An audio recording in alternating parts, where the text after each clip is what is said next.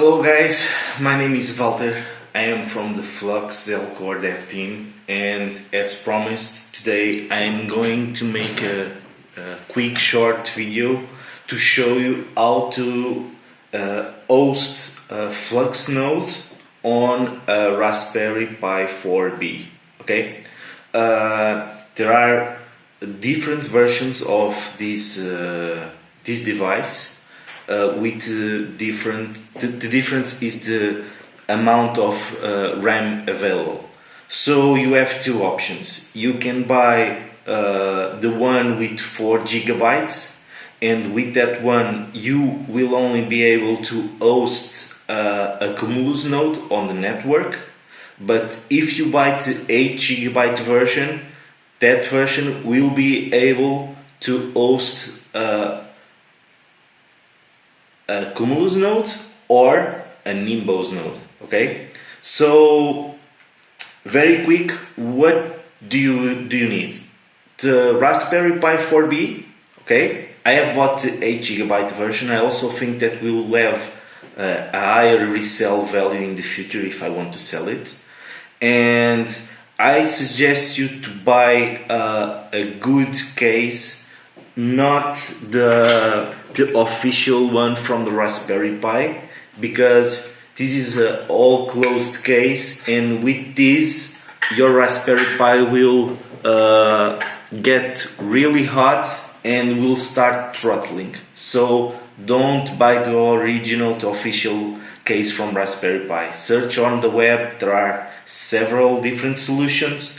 I already have bought a solution where all the case is a heatsink, so I'm just waiting to receive it, probably on when I'm going to make the next video regarding the Raspberry Pi to show you how to host a Nimbus node, because this one will be only for Cumulus node. Probably I already have that one, so I will probably show you. Okay, but when I bought it, I also have bought some heatsinks, so they are already applied. So if you don't want to buy any case at all, you just want to use it like this, this is a good solution. Just buy heatsinks for the Raspberry Pi and it will work normally. It will not get high temperatures just by be open to the air. Okay, so what do you need? The Raspberry Pi 4B, and they sell separately, what for me was strange. You need to buy also the official power adapter for Raspberry Pi 4C. If you have a previous model, will not be compatible, because on this one it's use USB Type-C to the power adapter. Previous models use another connector, so you need to buy the power adapter.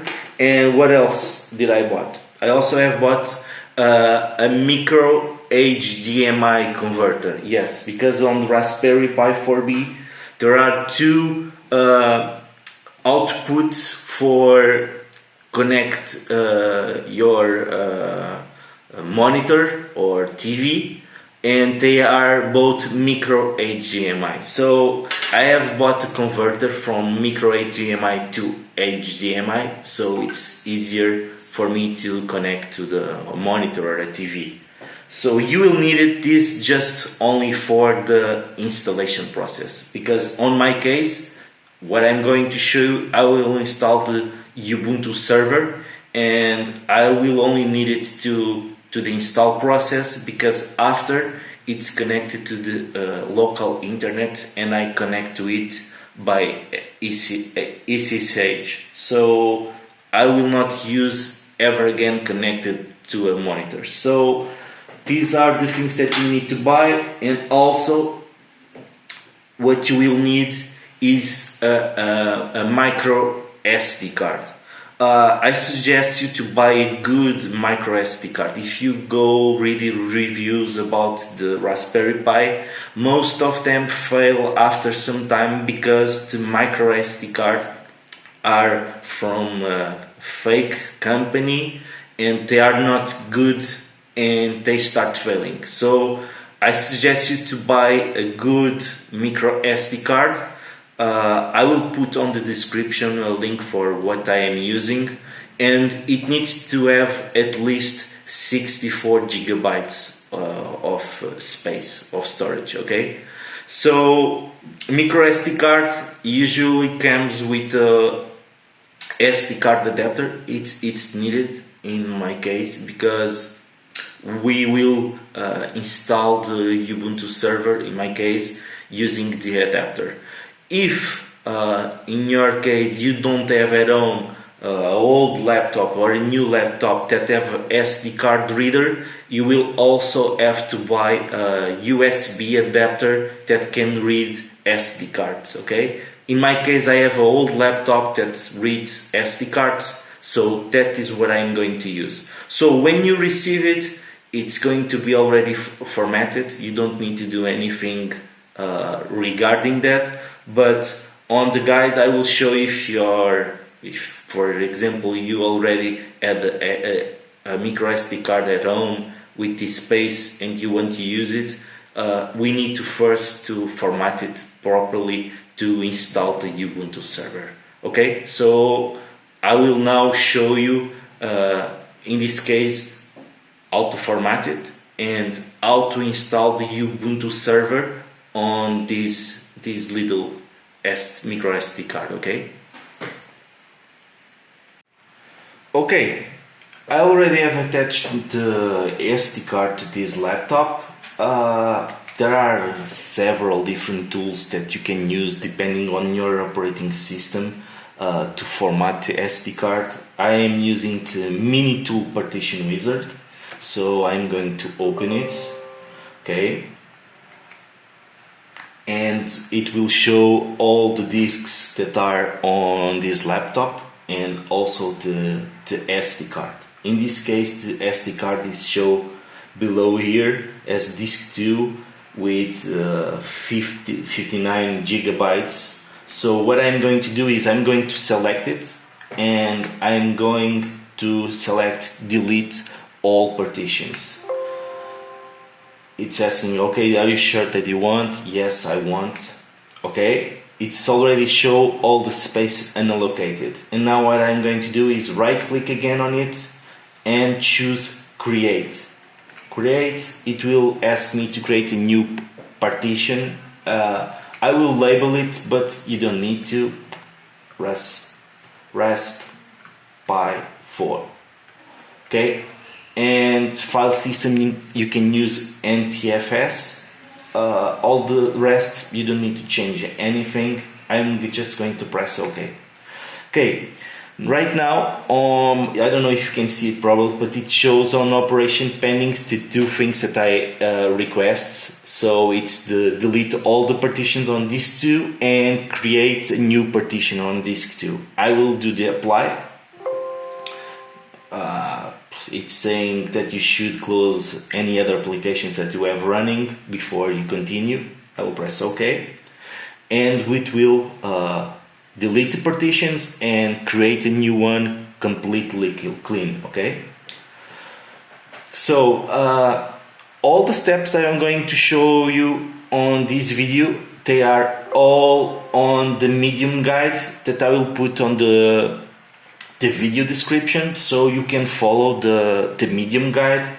Probably it's easier instead of watching the video. So it was already formatted, and what you need to do next,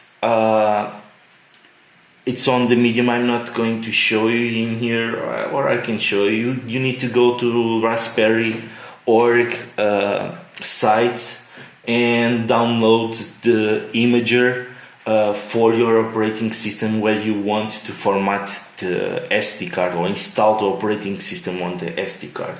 So in this case, because I'm using a Windows operating system, I already previously have downloaded, but I will try to show you. Raspberry Pi 4 download. Let's see. Okay, so it's already the first one, Raspberry Pi downloads. you click on the link, and it's already in here showing there is a Raspberry Pi imager that you can install on your operating system to install on the micro SD card different versions of operating systems. They have a lot of different available. So in this case, I'm using Windows, so I already have downloaded the Raspberry Pi imager for Windows. So I'm going to open it. Imager, there it is, Raspberry Pi imager. So I'm going to open it. Yes.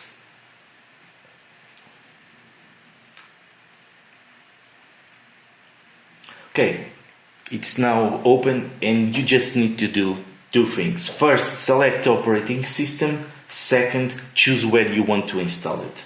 So selecting the operating system, as you can see, there are lots of different things in here, and what I'm going to do is choose a Ubuntu. Okay, this is the one that I am that we already have tested and know that works properly with the Flux operating system on the to install the FluxNode to be on the Flux network. So you choose Ubuntu, and then you have lots of different versions of the Ubuntu. You can do two things. I don't know if you are going to use Raspberry Pi, or you are already using Raspberry Pi for desktop, for example. If in that case, I suggest you to use the desktop version.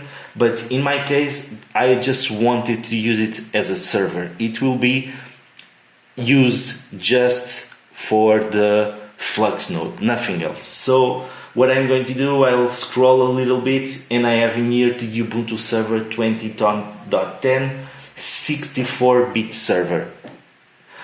Really important, you need to choose a 64 byte version of the operating system. Okay, so I have choose this one, and now I press this one, and only available is my SD card that is attached. Okay, so I have already choose, and I press write, and we'll start writing to the SD card, the micro SD card, to operating system. Okay, this will take little bit time, so I am going to stop the video and resume after this is already complete. Okay guys, just to show you the installation process already finished, so I will now put everything on the Raspberry Pi, and I will continue shortly. Okay guys, the installation process have finished, and I forgot about to mention two things that you are also going to need. A USB keyboard, okay, you will need it just to do something really simple, but it's needed. And I completely forgot, but it's fundamental. You need an Ethernet cable that you need to connect your Raspberry Pi to your router to have access to the internet. Okay, so I already put everything in place. The SD card is already in place. My micro HDMI converter is already connected to that monitor. I have used the base of the official Raspberry Pi case, and now the only thing missing is the power connection that I'm going to attach now, and let's see what happens. So okay, let's put it here on the place. Okay, and it's turned on. So I'm going to move this more like for here. Okay, you don't see me, but you will see the important. So you can see it's already booting. It will take some time. On the first boot it's normal. one of the things that is mandatory, you need to have the Ethernet cable connected before you do the first login, or you won't be able to log in on the Raspberry Pi. Okay, it's already asking for login, but if I try to log in now, it will not work. As you can see, after asking for login, it still downloads something else that is needed, and for that you need to have your Ethernet cable connected to the Raspberry Pi. So now it's already booted, and what I'm going to do is I pressed enter, and now it's asking for my login credentials. For default on Raspberry Pi, on the first installation or from the Ubuntu version that we downloaded from Raspberry Pi imager, the login and password are the same. It's Ubuntu. So I will use it, Ubuntu. And the first thing that is going to require you is, let's change this password for security. It asks you again, what is the current password? So we know it's Ubuntu. And now tells you to put a new password. I suggest you to use something strong that you, in my case, I use the same password. Probably I shouldn't, but for my personal user and also for the root user, in this case I will use the same password for this Ubuntu user. That is the only one created by default on the first installation. So I use the same. It's a strong password, and this way I remember what is the password. I don't need to start thinking on what password did I use here and there. So okay, I will put my password here.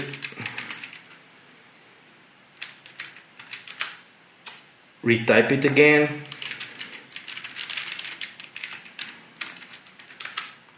Oh, password did not match. Looks like I mistyped something. Let me do again. Ubuntu. It's currently Ubuntu.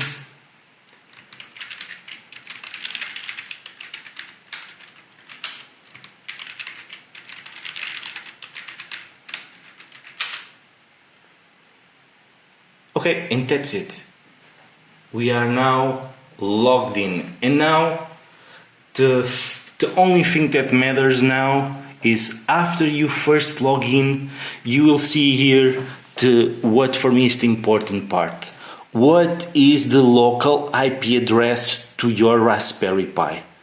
And with this IP address, I can now completely disconnect the Raspberry Pi to the monitor, and everything else that I'm going to do is from my laptop connecting to the Raspberry Pi using SSH, and I will show you how. So in this specific case, I will now turn around a bit this so you can see it. Let me just already remove the USB keyboard for the side because it's not needed anymore. I'm not going to disconnect yet the monitor where Raspberry Pi is connected because I need that IP. So now let's move to my laptop. Okay, so on my laptop I'm going to use something probably some of you already heard about. Some use PuTTY. I use MOBA Xterm, sorry, in English. And this is the tool that I'm going to use to connect to the Raspberry Pi. It's probably one of the tools that you already have been using to connect to your VPS where you are running your FluxNodes. So what I'm going to do is press, let me see if I can put you so in the best place so you can see it. I will press session and I'll create a new one, SSH, and now I'm going to put IP that is shown on the Raspberry Pi monitor. That's the IP that is the one that was assigned to the Raspberry Pi. So now I press bookmark settings, and on session name I will call it Raspberry Pi 4. Okay, so now it's asking me to log in. We are going to log in with the Ubuntu user, and we will type the new password that we have defined for this user. It's saying denied. I'm going to tell you why, and also that screen that appeared before, because I already have the Raspberry Pi connected to this computer, but I was using a different password. So, and mobile xterm saves the password, so you can log in after without needing to type the password, just telling what is the username. So in this case is set denied because the password that I was previously using for the Ubuntu was another one. So let's type the current one now that I have set.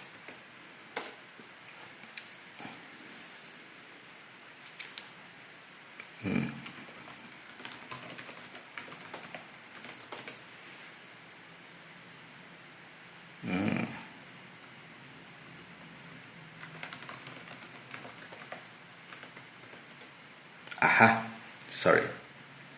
Yeah, I want to update the password. So there we are already connected to the Raspberry Pi. We can see what is the current temperature of the Raspberry Pi. On the medium guide I will put some extra tips so you can always check what is the current temperature of your Raspberry Pi. Also, what are the current frequency that the CPU is running, to see if it's throttling or if it's running at the most higher speed available. So now that we are connected, we are going to start with all the steps that I have on the medium regarding the configuration after you were able to log in. So the first thing that I'm going to do is I will try to update the Ubuntu version to see if, in this case, it say there is nothing new, but in case that, in your case, if it shows up, but even if it's not shows up, it's the first time that I connect to a VPS or a machine with Ubuntu, I'll always try to update it. So let me just run them, the commands, and they are on the medium guide. Okay,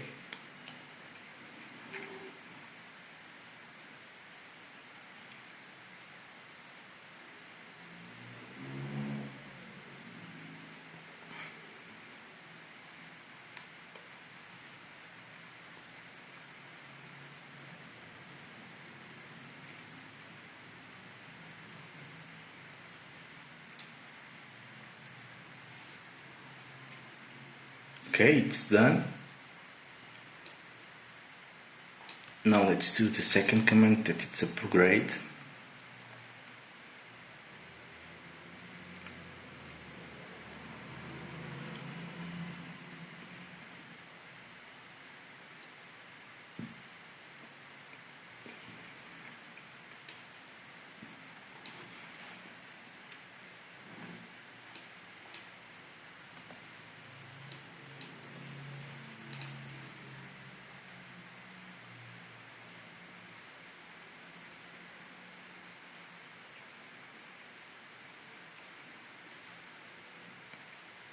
Okay, it finished. And now what I'm going to do is, as you can see, I am using the Ubuntu user. Now I am going to define a root password, okay? By typing this command sudo password root. Maybe I mistype it. Let me check. Yeah, I mistype it. Okay, it's asking for what is the root password that you want. Again, I advise you use a strong password. Remember that you are hosting from home, so you don't want anyone being able to hack you or access your any advice on your local internet. So please use a strong password, but something that you don't forget, okay?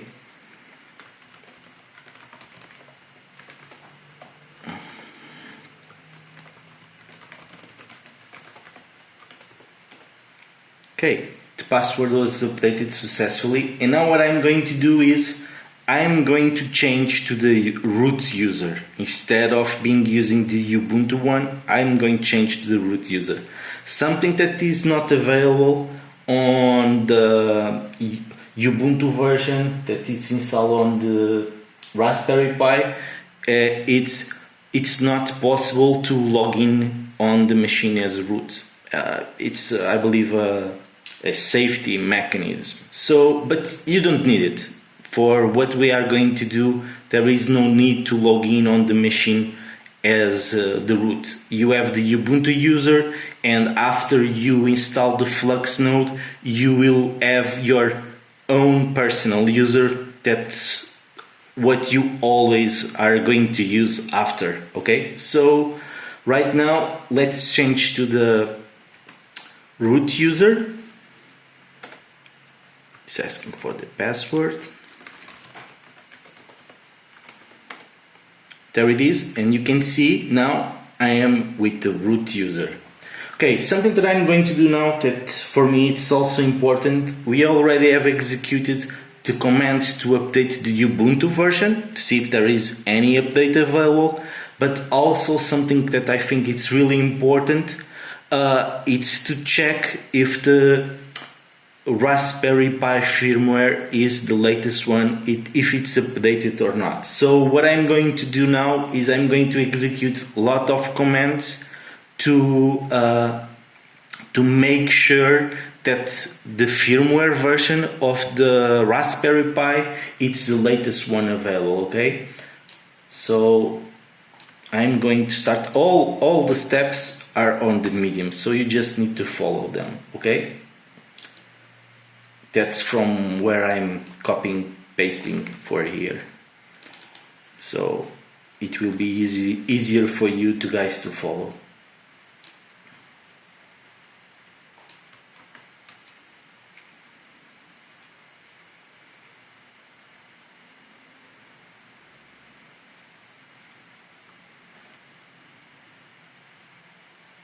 Okay, let's continue.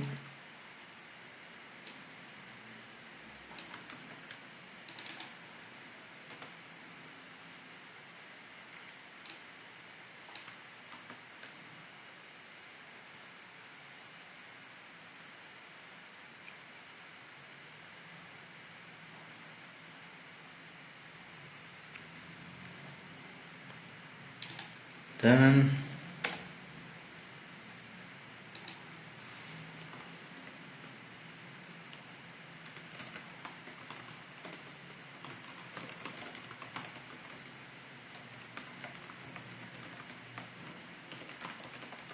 Okay, I'm taking the medium guide because when I have executed the latest one, asks to press enter to continue. So let's do it. Press enter to continue.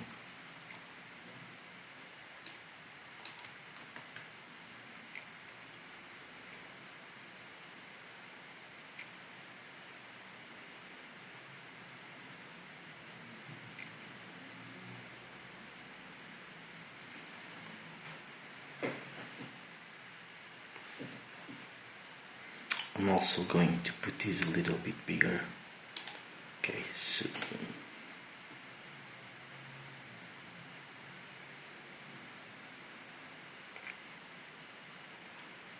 okay.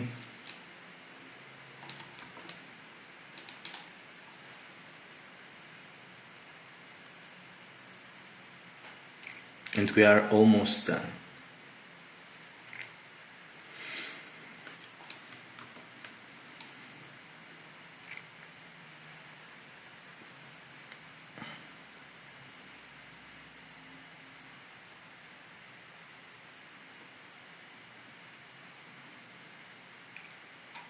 Okay, now this is the command that now executes and checks what are the versions of the kernel, EEPROM, of your firmware of the Raspberry Pi, and checks what are the latest one available. So I have executed and I have previously already updated mine, so it's saying that is up to date. I don't know if you can see in there, but if you execute it, you will see. In my case, it's updated. In your case, if it was not updated, you just need to execute the next steps that are to update the EEPROM of the Raspberry Pi, and after the update, you need to reboot the Raspberry Pi. So everything is updated. Now I'm going past to another thing that is needed. Okay, so the Ubuntu version is updated, Raspberry Pi firmware is now updated. One of the things that you need to do to run a FluxNode from home, hosting from home, is you need to make sure that the ports that the Flux OS system use to connect to the Flux network are open on your router. Okay, so what I'm going to do is connect to my router and open the ports to the internet for the specific IP that the Raspberry Pi has, to open that port so that after you finish the installation of the FluxNode, it runs properly. If you don't do this part, it will not work. Okay, so on the medium guide, what I have done is, instead of putting in my words, I found there was already a medium guide in English from someone that was made by someone else by the team, that explains what are the port forwarding, what ports that you need to open. But I'm going to do it in the video so that you know how to do it. Okay, so I am going to connect to my router, and it's in Portuguese, so it won't be the same from yours for sure.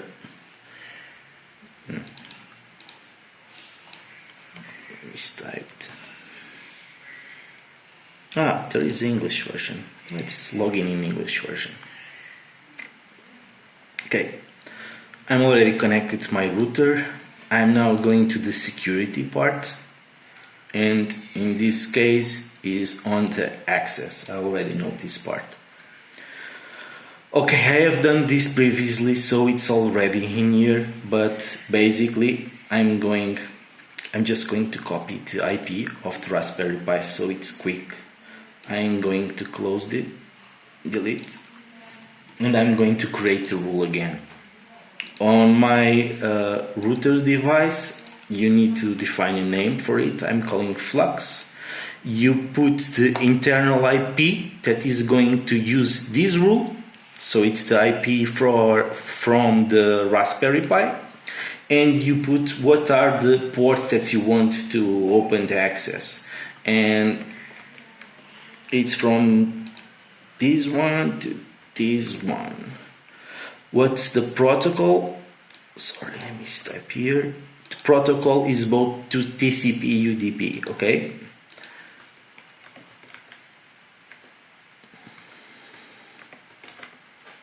Okay, and you create a rule, and now I already have a Flux rule to open ports from outside, internal, and also internal from my Raspberry Pi.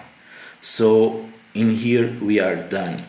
So we go back to the MOBA system, the Raspberry Pi, and now we basically are going to install the FluxNode. And now for me this is the greatest part for you guys that I want to share with you guys, is that I have worked with Camille and he have updated his installation script to be compatible, 100% compatible with the ARM64 device. So if you already have installed FluxNodes previously, it's exactly the same thing. If you have used his scripts, it's the same.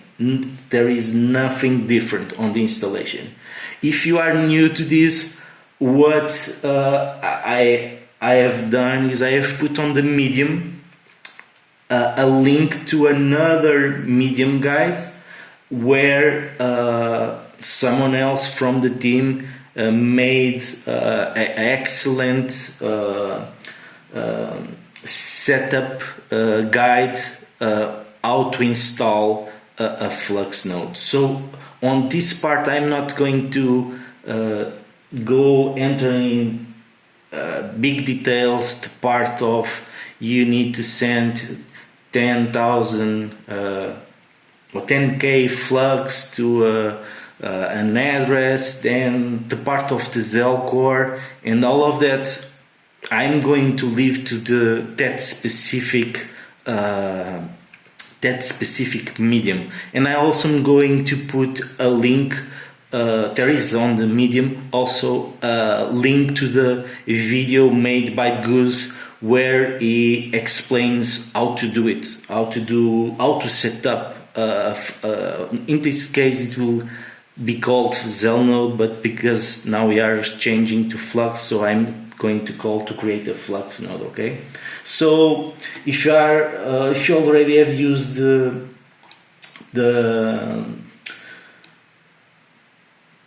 Camille script to install a node, you will probably recognize this that I'm going to use, and on his steps it says the first part needs to be installed as root. That's what I am using it now. So let's do it. Let's execute.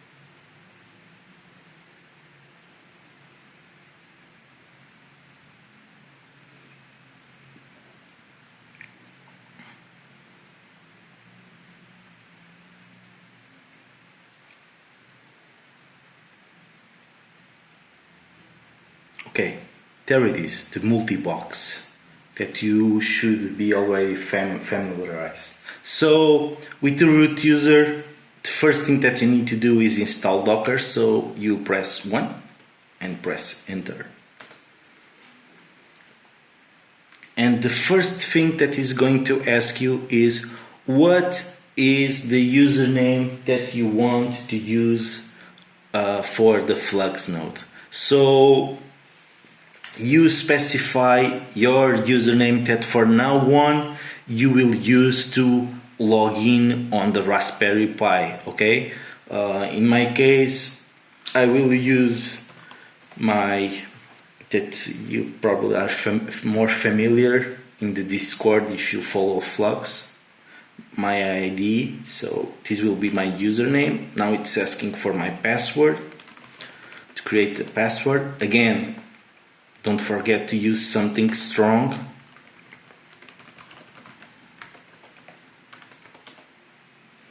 And it's starting to install the Docker. Okay, I will skip the video for now because this will take long time to install. Okay, remember this is ARM device, and this process, this Docker installation takes a little bit of time. So I will come back to you later when this is finished. Okay, the Docker has finished the installation, and now it's asking if I want to switch to the user account that was created by me on the start of the Docker installation, and we say yes. Okay, and now it's already with that user. So now I'm going to execute again the bash from Cumulus. As you can see, the first time it was really slow, but now it's much faster. Now I'm going to select the second option, install FluxNode.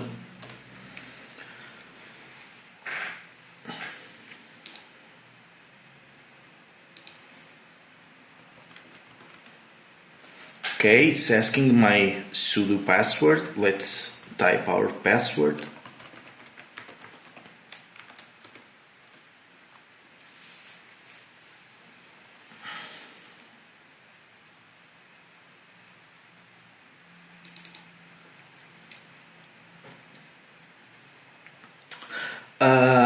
I already have here on a notepad all the information from the node that I want to run and install on this Raspberry Pi.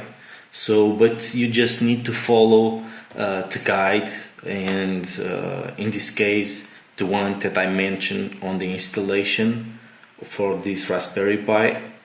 It should be really easy for you to follow. So, but I want to show you that it's working, it works properly.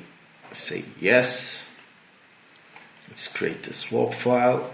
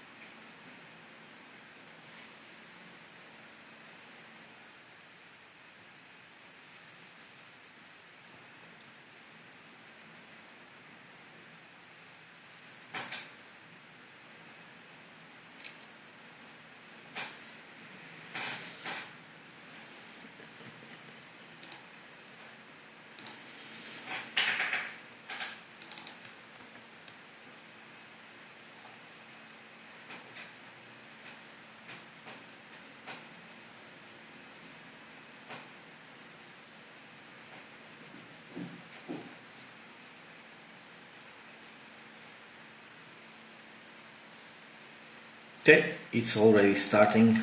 Some questions. What's your FluxNode private key?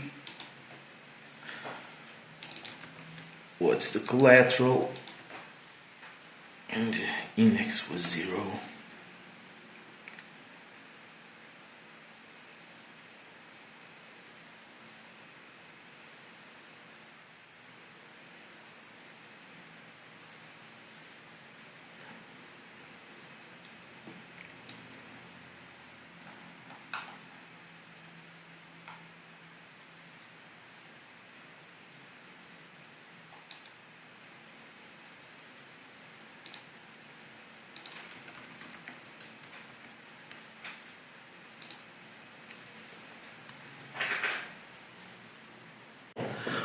Okay guys, final part of the video. The Zell Flux installation on Raspberry Pi already completed with success, and I already log in on my account of Zelcore and start the FluxNode, and it's already on the network running.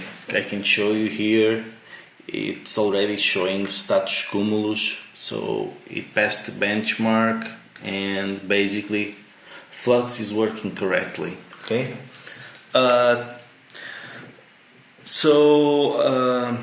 this was supposed to be a real simple video guide. I do not want to put all the information about the installation of part of this FluxNode, because there are already several videos that you can find online showing it, and guides that I also going to use on my Medium.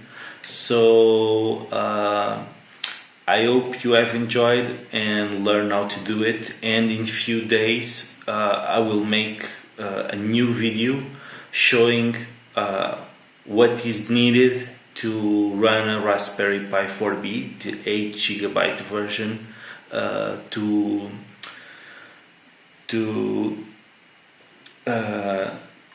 bench as a Nimbus node, okay, on the Nimbus tier. I hope you guys have enjoyed. Sorry about my poor English. I hope you have understood everything, and thank you for being part of our community, and thank you for joining our computational network. We hope you like our project, and I hope to see a real boom of nodes starting on the next days, with this possibility of hosting from home with Raspberry Pi. Okay, cheers guys, bye bye.